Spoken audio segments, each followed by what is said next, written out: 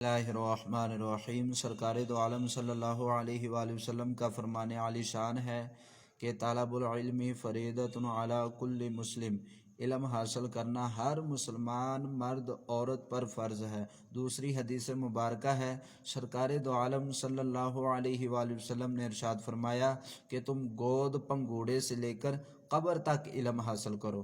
تیسری حدیث مبارکہ ہے، سرکار دو عالم صلی اللہ علیہ وآلہ وسلم نے ارشاد فرمایا کہ خیرکم من تعلم القرآن وعلمہ، تم میں سے بہترین شخص وہ ہے جو قرآن پاک خود سیکھے اور دوسروں کو سکھائے۔ حضرات محترم علماء کرام ان احادیث مبارکہ کی تفسیر کرتے ہوئے بیان فرماتے ہیں کہ جو یہاں پہ ہمیں علم حاصل کرنے کا حکم دیا جا رہا ہے، یہ ہمیں قرآن اور حدیث کا علم حاصل کرنے کا حکم دیا جا رہا ہے، تاکہ ہم قرآن اور حدیث کا علم سیکھ کے اپنی زندگیوں کو سنت کے مطابق بسر کریں۔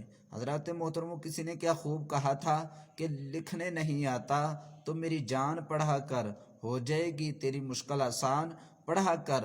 پڑھنے کو اگر تجھے کچھ نہ ملے تو چہروں پہ لکھے درد کے عنوان پڑھا کر، اور لاریب تیری روح کو تسکین ملے گی۔ تو قرب کے لمحات میں قرآن پڑھا کر۔ آج لوگ پریشان ہیں، ہم فیصلے نہیں کر پا رہے، ہمیں فیصلہ نہیں کرنے آتا، ہمیں بات نہیں کرنے آتی، ہمیں زندگی کے قانون نہیں آتے۔ تو وہ کسی نے کیا خوب ایک ہی شاعر میں ساری بات کو کمپلیٹ کر دیا، اور آ جائے گا تجھے بھی جینے کا سلیقہ، اور آ جائے گا تجھے بھی جینے کا سلیقہ، تو سرور کونین کے فرمان پڑھا کر۔